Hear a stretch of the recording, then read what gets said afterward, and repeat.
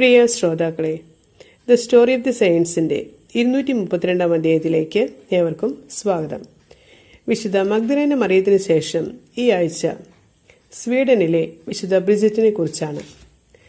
സ്വീഡനിലെ ഒരു കുലീന കുടുംബത്തിലെ ദൈവഭക്തരായ ദമ്പതികളുടെ മകളായിട്ടാണ് വിശുദ്ധ ബ്രിജിറ്റ് ജനിച്ചത്.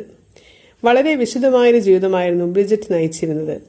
തന്റെ 10ാമത്തെ വയസ്സിൽ വിശുദ്ധ രക്ഷകനായ കർത്താവിന്റെ പീഡാസഹനങ്ങളെപ്പറ്റിയുള്ള ഒരു പ്രബോധനം കേൾക്കാനിടയായി.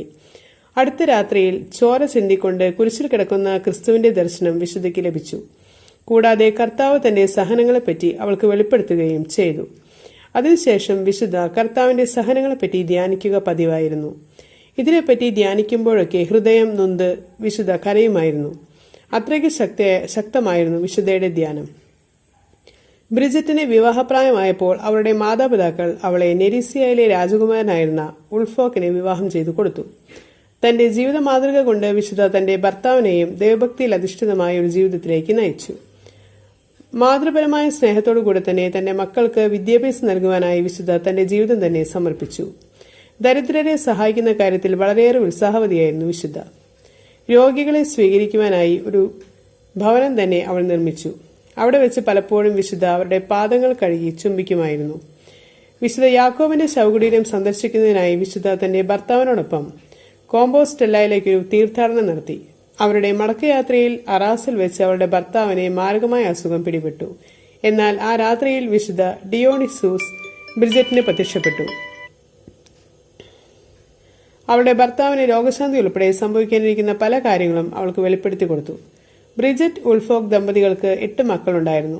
വിശുദ്ധ കാതറിൻ ഈ ദമ്പതികളുടെ ഒരു മകളായിരുന്നു. ഉൾഫോ പിന്നീട് ഒരു സിസ്റ്റേറിയൻ സന്യാസിയായിരുന്നെങ്കിലും അധികം താമസിയാതെ തന്നെ മരണപ്പെട്ടു. അതിനുശേഷം ഒരു സ്വപ്നത്തിലൂടെ തന്നെ വിളിക്കുന്ന കർത്താവിന്റെ സ്വരം കേട്ട വിശുദ്ധ കൂടുതൽ കഠിനമായ ജീവിത രീതികൾ സ്വീകരിച്ചു. ദൈവം അവൾക്ക് നിരവധി രഹസ്യങ്ങൾ വെളിപ്പെടുത്തി കൊടുത്തു. അധികം വൈകാതെ വിശുദ്ധ order of the most holy saviour എന്ന സന്യാസി സഭയും വോട്ട്സേനയിൽ സന്യാസിമാർക്കും കന്യാസ്ത്രീകൾക്കുമായി 2 ആശ്രമങ്ങളും സ്ഥാപിച്ചു. പിന്നീട് റോമിലെത്തിയ വിശുദ്ധ നിരവധി ആളുകളുടെ ഹൃദയങ്ങളിൽ ദൈവസ്നേഹം ആളിക്കത്തിച്ചു. പിന്നീട് ബ്രിജിറ്റ് ജെറുസലേമിലേക്കൊരു തീർത്ഥയാത്ര നടത്തി. ജെറുസലേമിൽ നിന്നും മടങ്ങിവരുന്ന വഴിക്ക് വിശുദ്ധയ്ക്ക് കലശലായ പനി പിടിപെട്ടു. 1 വർഷം മുഴുവൻ വിശുദ്ധ രോഗത്താൽ കഷ്ടപ്പെട്ടു. അവൾ മുൻകൂട്ടി പ്രവചിച്ച ദിവസം തന്നെ ഇഹലോകവാസം വെടിഞ്ഞു. കർത്താവിൽ അന്ത്യനിദ്ര പ്രാപിച്ചു. അവരുടെ മൃതദേഹം ഡിസ്റ്റേനയിലെ ആശ്രമത്തിലേക്ക് മാറ്റി. ബോണിഫസ് 9 ബ്രിജിറ്റിനെ വിശുദ്ധരുടെ ഗണത്തിലേക്ക് ഉയർത്തിയത്. സ്വീഡന്റെ മധ്യസ്ഥ വിശുദ്ധയാണ് വിശുദ്ധ ബ്രിജിറ്റ്. ഇനി നമുക്ക് ഇന്നത്തെ ചിന്താവിഷയം എന്താണെന്ന് ശ്രദ്ധിക്കാം. അനുസരിക്കേണ്ടവരെ അനുസരിക്കുകയും ആദരിക്കേണ്ടവരെ ആദരിക്കുകയും പാലിക്കേണ്ട നിയമങ്ങൾ പാലിക്കുകയും ചെയ്താൽ മാത്രമേ ഏതൊരാൾക്കും ഉയർച്ച പ്രാപിക്കാൻ കഴിയൂ. കീഴ്വഴക്കം ദുർബലതയല്ല, വിനയപൂർവ്വമുള്ള കീഴ്വഴക്കം അച്ചടക്കത്തിലേക്ക് നയിക്കുന്നു. ഏവർക്കും നന്ദി.